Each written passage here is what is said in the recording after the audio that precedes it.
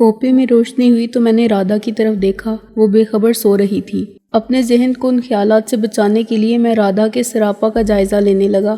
رادھا کو میں دیکھتا ہی رہا تھا، نہ جانے کیوں اس وقت وہ مجھے کچھ مختلف محسوس ہوئی۔ حسین تو وہ تھی، لیکن اس وقت آسمان سے اتری ہوئی اپسرا معلوم ہونے لگی۔ میری جمالیاتی حس اس کی طرف کھنچنے لگی۔ شاید یہ کوپے میں میری اور اس کی تنہائی کا نتیجہ تھا، یا پھر میں لاشعوری طور پر اپنے ذہن میں چکراتے ہوئے خوفناک خیالات سے نجات پانے کے لیے اس کی طرف متوجہ ہوا تھا۔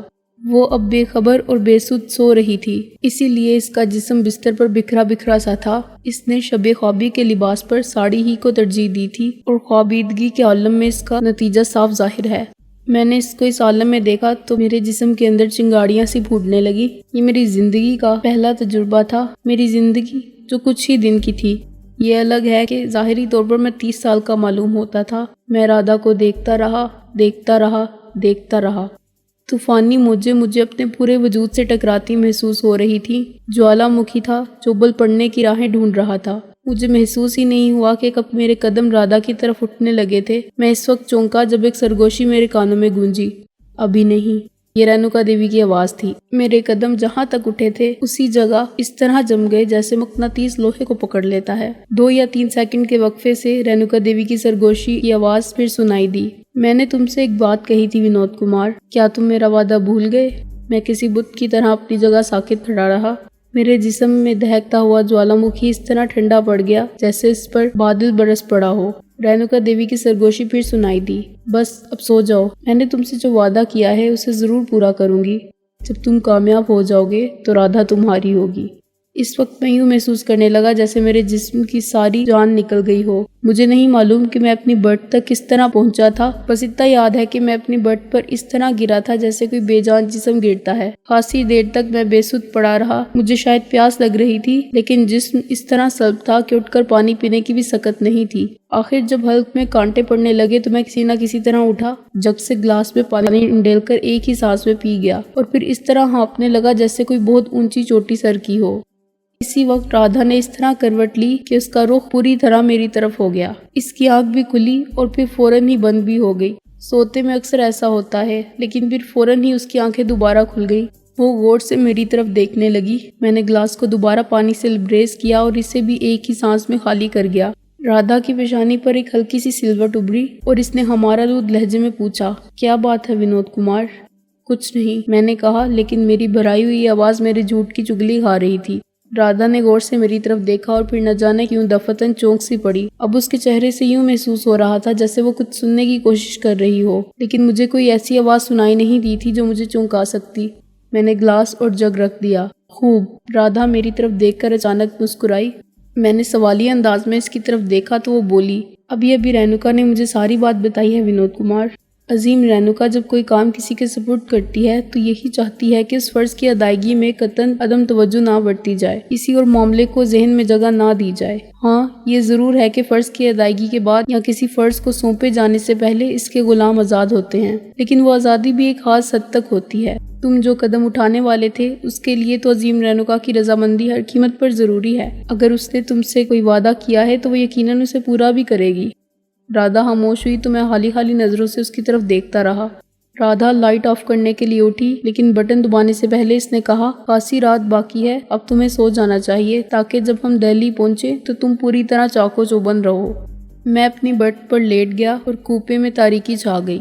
میرے دماغ پر خیالات کی بارشیں اب بھی جاری تھیں، لیکن آخرکار میں اتنا تھک گیا تھا کہ مجھے نیند آ گئی، گہری نیند۔ پھر میں اس وقت جاگا جب ٹرین ایک ہلکے سے دھچکے کے ساتھ کسی اسٹیشن پر رکی تھی۔ دن نکل چکا تھا اور اس کی روشنی کوپے میں پھیلی ہوئی تھی۔ میں نے اپنی کلائی پر بندھی ہوئی گھڑی میں وقت دیکھا تو 9 بجنے میں 5 منٹ باقی تھے۔ میں انگڑائی لے کر اٹھ بیٹھا۔ میں نے محسوس کیا کہ ٹرین کسی اسٹیشن پر رکی ہوئی ہے۔ بیٹھ کر میں نے کھڑکی کے شیشے سے باہر دیکھا۔ پلیٹ فارم پر خاصی چہل پہل تھی، لیکن میں یہ اندازہ نہیں لگا سکا کہ وہ کس شہر کا اسٹیشن تھا۔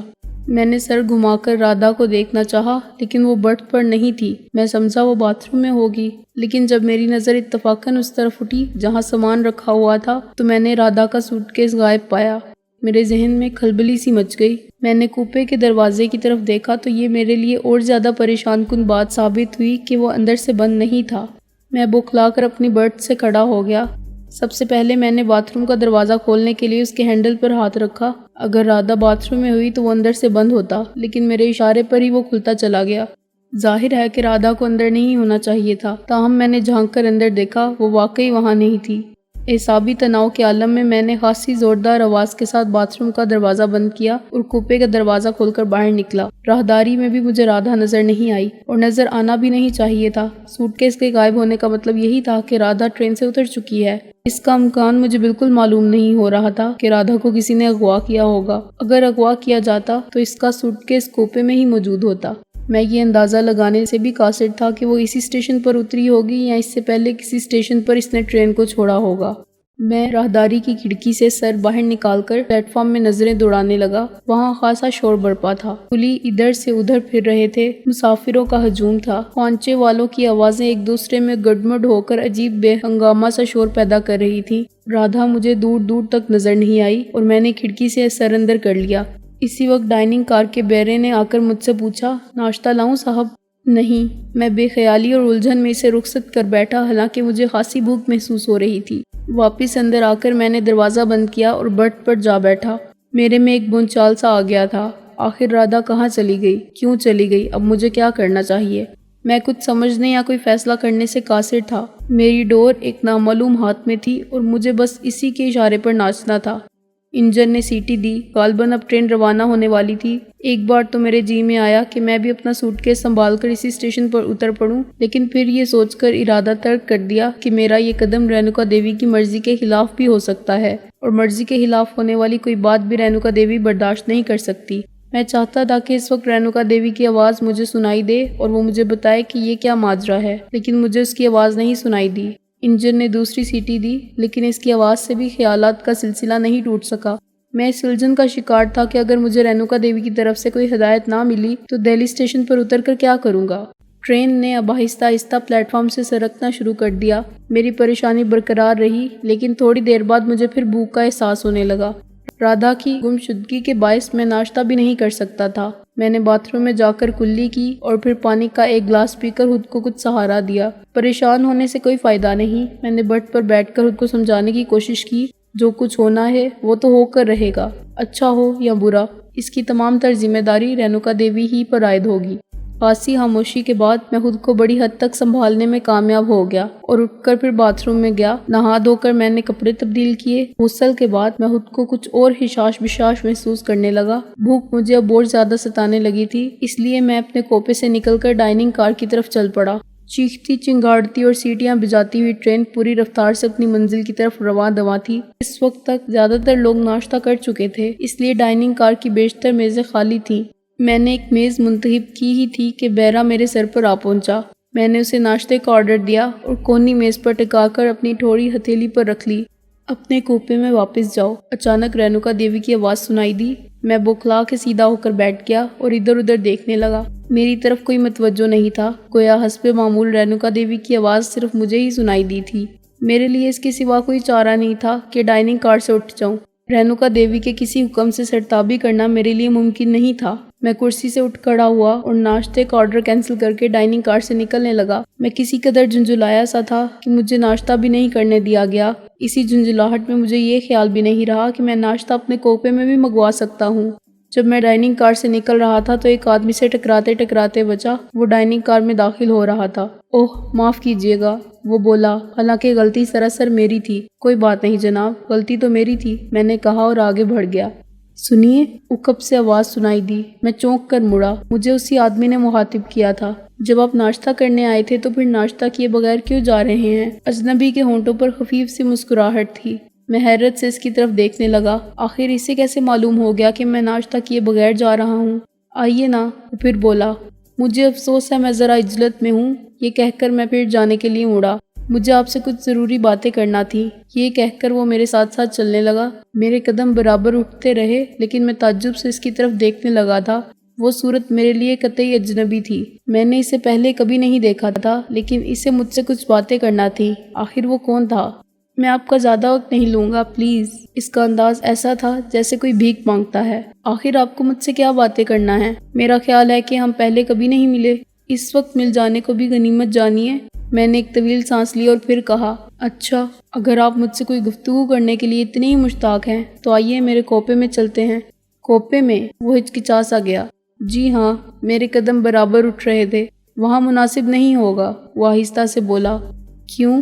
دراصل اس گفتگو کے لیے تخلیہ ضروری ہے۔ وہ رک رک کر اس طرح بولا جیسے سوچ رہا ہو کہ اسے یہ بات کہنی چاہیے یا نہیں۔ اوہ، میں نے سوچا گویا یہ شخص بہت پہلے سے میری طاق میں ہے، لیکن اسے یہ علم نہیں کہ رادھا غائب ہو چکی ہے۔ میں نے ایک لمحے کے لیے سوچا کہ رک جاؤں اور اس شخص سے گفتگو کر ہی لوں، مگر پھر مجھے خیال آیا کہ رینوکا دیوی کے حکم سے سرتاپی کوئی سزا پانے کے مترادف ہوگی۔ علاوہ ازیں میں اس اجنبی کو یہ بھی نہیں بتانا چاہتا تھا کہ رادھا غائب ہو چکی ہے۔ تو پھر اب مجھے کیا کرنا چاہیے؟ میں شدید الجھن کا شکار تھا اور کوپا قریب آ چکا تھا۔ یکایک وہ اجنبی خود ہی بولا، خیر چھوڑیے، آپ شاید اس وقت بہت ہی جلد میں ہیں۔ میں آپ سے پھر کسی وقت مل لوں گا جیسے ہی موقع ملا، لیکن ایک بات یاد رکھیے گا ونود صاحب۔ مجھے جھٹکا سا لگا، وہ میرے نام سے بھی واقف تھا۔ وہ کہتا رہا، آپ اپنی ساتھی سے میرا ذکر مت کیجیے گا اور یقین کریں کہ میں آپ کو یہ مشورہ آپ ہی کی بہتری کے لیے دے رہا ہوں۔ پھر وہ میرا جواب سنے بغیر مڑا اور تیزی سے دور ہوتا چلا گیا۔ میں اس وقت اپنے کوپے کے دروازے پر تھا۔ اس اجنبی کی اتنی تیزی سے واپسی کی وجہ یہی تھی کہ وہ رادھا کا سامنا کرنے سے بچنا چاہتا تھا، جبکہ رادھا کوپے میں موجود ہی نہیں تھی۔ میں نے کوپے میں آ کر دروازہ بند کیا اور برت پر ڈھیر ہو گیا۔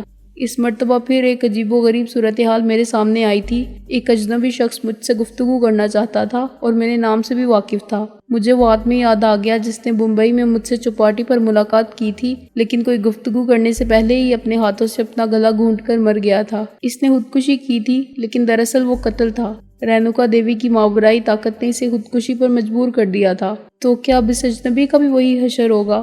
کیا اب تک اس گروہ کو رینوکا دیوی کی پراسرار قوتوں کا صحیح اندازہ نہیں ہوا تھا؟ میں نے یہ بھی سوچا کہ کیا رینوکا دیوی اس بات سے باخبر ہو گئی ہوگی کہ ٹرین میں بھی ایک شخص نے مجھ سے گفتگو کرنا چاہی ہے۔ مجھے برتھ پر لیٹے لیٹے آدھا گھنٹہ گزر گیا، لیکن مجھے اس وقت کے گزرنے کا احساس ہی نہیں ہوا۔ میں اس وقت چونکا جب مجھے رینوکا دیوی کی آواز سنائی دی، ونود کمار، اس نے مجھے مخاطب کیا تھا۔ میں چونکا ضرور، لیکن جس طرح لیٹا تھا ویسے ہی لیٹا رہا۔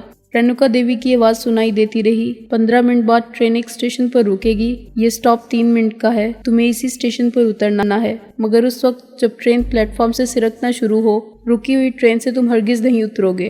اسٹیشن کے دروازے کے باہر رادھا تمہاری منتظر ہوگی۔ غالباً تم نے میری ہدایات کو پوری طرح سمجھ لیا ہوگا، تاہم میں ایک بار پھر سب کچھ دہرائے دیتی ہوں۔ میں بے حس و حرکت لیٹا رہا اور رینوکا دیوی کی آواز سنائی دیتی رہی۔ اس نے جو کچھ کہا تھا وہ دہرایا اور پھر آواز آنا بند ہو گئی۔ میں بدستور لیٹا رہا اور اس گورکھ دھندے پر غور کرتا رہا۔ مجھے اب یہ اندازہ ہو رہا تھا کہ رینوکا ہم لوگوں کے تعاقب کنندہ سے باخبر تھی۔ ممکن ہے کہ وہ بالکل ابتدا سے باخبر نہ رہی ہو، لیکن کسی نہ کسی مرحلے پر اسے علم ہو گیا تھا۔ پھر اس نے کوئی خاص پلاننگ کی جس کے نتیجے میں رادھا میرے کوپے سے غائب ہو گئی۔ اس کے بعد اب رینوکا دیوی نے محسوس کیا کہ مجھے بھی ٹرین چھوڑ دینا چاہیے۔ اس نے مجھے چلتی ٹرین سے اترنے کی ہدایت کی تھی۔ اس کا مطلب صاف ظاہر تھا کہ اس طرح وہ میرے تعاقب کنندہ کو ٹرین سے اترنے کا موقع نہیں دینا چاہتی۔ اس نے یہ بھی کہا تھا کہ رادھا اسٹیشن کے باہر میری منتظر ہوگی۔ اس سے میں یہی نتیجہ اخذ کر سکتا تھا کہ وہ میرے کوپے سے تو چلی گئی تھی، لیکن اس سے ٹرین نہیں چھوڑی تھی۔ اس نے یہاں تک کا سفر کسی اور کمپارٹمنٹ میں کیا ہوگا اور اب بھی کر رہی ہوگی۔ اگلے اسٹیشن پر وہ اپنے کمپارٹمنٹ سے نکل کر اسٹیشن کے باہر میرا انتظار کرے گی۔ میں بے چینی سی محسوس کرنے لگا۔ میرا دل چاہ رہا تھا کہ کسی طرح اس اجنبی سے ملاقات کر لوں۔ ممکن ہے کہ اس سے مجھے اپنے بارے میں کچھ معلومات حاصل ہو جائیں۔ میرا ماضی جو مجھ سے بچھڑ گیا تھا شاید اس اجنبی کے توسط سے مجھے مل جائے۔ میں جان لوں کہ میں ماضی میں کیا تھا اور اب مجھے اپنا ماضی یاد کیوں نہیں ہے۔ میں نے یہ سب کچھ سوچا ضرور، لیکن اس پر عمل کرنے کی ہمت اپنے اندر نہیں پا سکا۔ مجھے یقین تھا کہ اگر میں اس اجنبی سے ملوں گا تو رینوکا بے خبر نہیں رہ سکے گی۔ اس نے مجھے ڈائننگ کار سے نکل جانے کا حکم بھی بلا وجہ نہیں دیا ہوگا۔ وہ جان گئی ہوگی کہ وہ اجنبی مجھ سے ملنے کے لیے ڈائننگ کار کی طرف جا رہا تھا۔ اب اگر میں اس اجنبی سے ملتا تو شاید اس کا حشر بھی اسی بدنصیب کی طرح ہوتا جس نے مجھ سے چوپاٹی پر ملاقات کی تھی اور مجھے بتانا چاہتا تھا کہ میں کیا ہوں۔ ٹرین کی رفتار کم ہونی شروع ہوئی تو میں خیالات کی دنیا سے نکل آیا۔ غالباً وہ اسٹیشن قریب آ گیا تھا جہاں مجھے اترنا تھا۔ میں برتھ سے اٹھا اور اپنا چھوٹا موٹا سا سامان سمیٹ کر سوٹ کیس میں رکھنے لگا۔ جب ٹرین رکی تو میں نے اپنی گھڑی پر نظر ڈالی۔ ٹھیک 3 منٹ بعد مجھے اسٹیشن پر اس وقت اترنا تھا جب ٹرین حرکت میں آ جاتی۔ 2.5 منٹ سے کچھ زیادہ سیکنڈ میں نے کوپے میں ہی گزارے اور پھر کوپے کا دروازہ کھول کر راہداری میں نکل آیا۔ انجن اپنی معینہ وسل دے چکا تھا اور اب ٹرین حرکت میں آنے والی ہی تھی۔ وقت کے بارے میں میرا اندازہ 100% درست تھا۔ جب میں دروازے پر پہنچا تو ٹرین نے سرکنا شروع کر دیا۔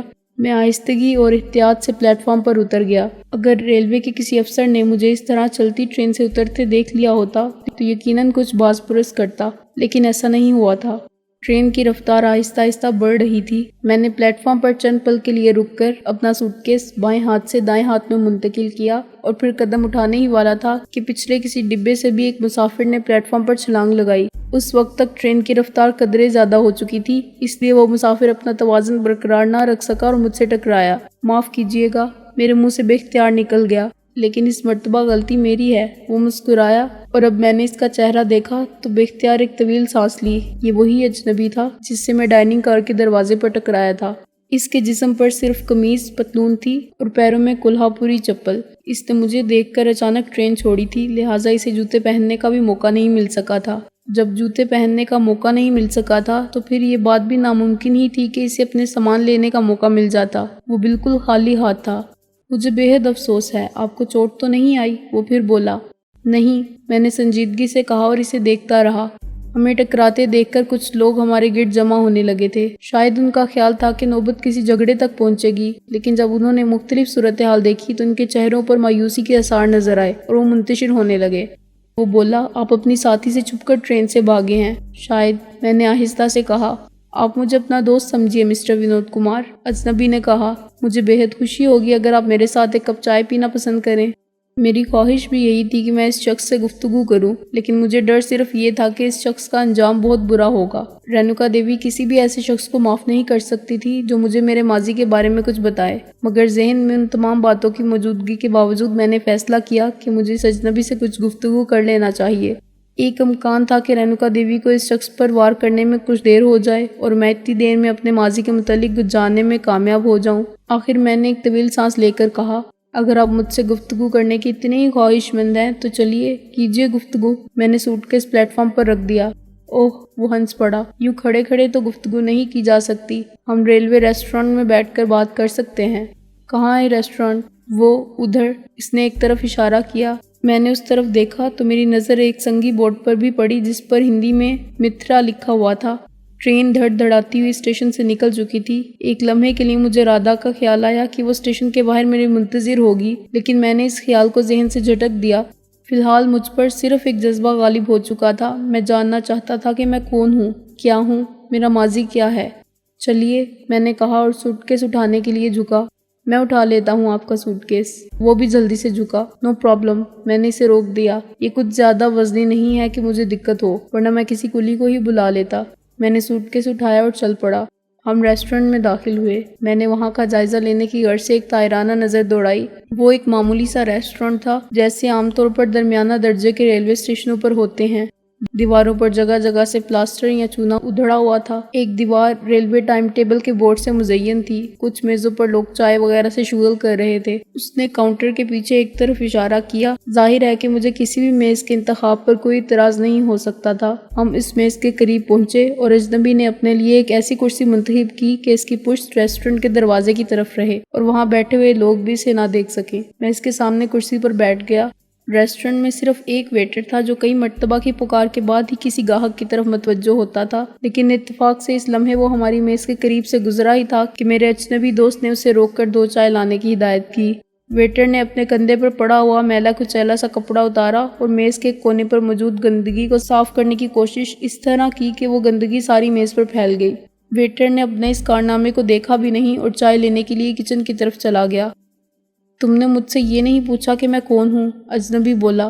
مجھے زیادہ دلچسپی اس بات کی ہے کہ میں کون ہوں۔ فی الحال میں تمہیں سب کچھ تو نہیں بتا سکوں گا، جو کچھ تمہیں معلوم ہے وہی بتا دو اور اس میں دیر نہ کرو۔ کیا یہ بات تمہارے لیے قابل یقین ہوگی کہ تم ان دنوں ایک غیر ملکی طاقت کے اعلی کار بنے ہوئے ہو؟ تمہارا اشارہ رینوکا دیوی کی طرف ہے۔ یقیناً، اجنبی نے زور دے کر کہا۔ رینوکا دیوی غیر ملکی ایجنٹ ہے؟ ہاں۔ کیا ماورائی طاقتیں کسی ملک کی ایجنٹ بن سکتی ہیں؟ وہ ماورائی طاقت نہیں ہے، اجنبی نے پھر اپنے لہجے میں زور پیدا کرنا چاہا۔ میں تلخی سے مسکرایا اور پھر بولا، اگر تم ان حالات سے گزر چکے ہوتے جن سے میں گزر چکا ہوں تو تم یہ بات ہرگز نہ کہتے۔ میں تمہیں اپنی بات کا ثبوت بھی دے سکتا ہوں۔ تو دو، یہاں نہیں، تمہیں میرے ساتھ واپس بمبئی چلنا ہوگا۔ میں اس کے لیے بھی تیار ہوں، لیکن پہلے تم مجھے یہ بتاؤ کہ میں کون ہوں؟ تم۔ وہ اچانک خاموش ہو گیا۔ میں سوالیہ انداز میں اس کی طرف دیکھتا رہا۔ میرا خیال تھا کہ اب وہ میری ذات کا انکشاف کرنے کے لیے مناسب الفاظ سوچ رہا ہے، مگر چند سیکنڈ بعد ہی مجھے اندازہ ہو گیا کہ بات یوں نہیں تھی۔ وہ شخص بولنے کی تو کوشش کر رہا تھا لیکن بول نہیں پا رہا تھا۔ اس کی یہ کوشش اتنی شدت کی تھی کہ اس کے چہرے پر پسینہ چمکنے لگا۔ اسی وقت ویٹر چائے لایا اور میز پر رکھ کر چلا گیا۔ اس نے اس بات پر قطعاً دھیان نہیں دیا کہ اس کے ایک گاہک پر کیا گزر رہی ہے۔ خیر، یہ تو میں بھی نہیں سمجھ پا رہا تھا کہ میرے اجنبی ساتھی پر کیا گزر رہی ہے، لیکن مجھے اس کے چہرے سے یہ اندازہ ضرور ہو رہا تھا کہ وہ کسی شدید تکلیف سے دوچار ہے۔ کیا بات ہے دوست؟ میں نے مضطرب ہو کر پوچھا، لیکن اس نے کوئی جواب نہیں دیا۔ میں دیکھ رہا تھا کہ اب اس کے چہرے پر نلاہٹ سی پھیلتی جا رہی تھی۔ اس کے دونوں ہاتھ میز پر رکھے ہوئے تھے اور وہ خود بے حس و حرکت بیٹھا میری طرف دیکھتا جا رہا تھا۔ اب اس کی پلکیں تک نہیں جھپک رہی تھی اور میں بھی یہ محسوس کر رہا تھا کہ اس کی آنکھوں کی چمک بھی مدھم ہوتی جا رہی ہے۔ اس کے ہونٹ اب بہت سختی سے بند تھے، جیسے اس نے بولنے کی کوشش بھی ترک کر دی ہو۔ کیا تم کسی تکلیف میں ہو؟ میں نے یہ سوال کرتے ہوئے اس کے ایک ہاتھ پر ہاتھ رکھ دیا اور مجھے ایک بار پھر چونکنا پڑا۔ اس کے ہاتھ نہ صرف بالکل نیلے بلکہ پتھر کی طرح سخت ہو چکے تھے۔ میں نے حیرت سے اس کے ہاتھوں کی طرف دیکھا، پھر جب اس کے چہرے کی طرف نظر اٹھائی تو چہرے کو بھی اتنا ہی نیلا پایا۔ اب وہ کسی بے جان مجسمے کی طرح بیٹھا ہوا تھا۔ اس کے چہرے پر کسی مردے کے چہرے کی سی ویرانی تھی اور آنکھوں کی چمک قطعی معدوم ہو چکی تھی۔ چہرے پر اب پسینے کی چمک کا بھی نام و نشان نہیں تھا۔ میں نے گھبرا کر چاروں طرف دیکھا۔ غنیمت تھا کہ گاہکوں کی طرف اجنبی کی پشت تھی۔ اگر وہ لوگ اجنبی کی یہ حالت دیکھ لیتے تو یقیناً دوڑ کر ہماری میز پر آ جاتے اور اس طرح میں کسی چکر میں پھنس جاتا، کیونکہ اجنبی کے ساتھ میں ہی تو تھا۔ جب میں ادھر ادھر دیکھ رہا تھا تو میری نظر ریسٹورنٹ کے دروازے پر بھی گئی اور میں نے دروازے کے باہر رادھا کو کھڑا ہوا دیکھا۔ جیسے ہی ہماری نظریں ملی، اس نے مجھے اشارہ کیا۔ ادھر میں خود اس فکر میں تھا کہ جلد از جلد یہاں سے نکل بھاگوں۔ میں نے جلدی سے اپنا سوٹ کیس اٹھایا اور ریسٹورنٹ سے نکل آیا۔ آؤ جلدی کرو، رادھا نے میرا ہاتھ پکڑا اور تیز تیز قدم اٹھانے لگی۔ جب ہم باہر نکل رہے تھے تو ٹکٹ چیکر نے تعجب سے میری طرف دیکھا۔ تعجب کی وجہ غالباً یہی ہوگی کہ میرا ٹکٹ جو میں نے اسے دیا تھا دہلی تک کا تھا اور میں یہیں اتر پڑا تھا۔ ادھر تعجب کی ایک اور لہر میرے جسم میں بھی دوڑی تھی، کیونکہ رادھا نے ٹکٹ چیکر کو پلیٹ فارم ٹکٹ دیا تھا۔ اسٹیشن سے باہر نکل کر بھی رادھا میرا ہاتھ پکڑے رہی۔ وہ مجھے ایک طرف لیے چلی جا رہی تھی۔ میرے ذہن میں ان گنت سوال مچل رہے تھے، لیکن یہ موقع ان سوالات کا نہیں تھا۔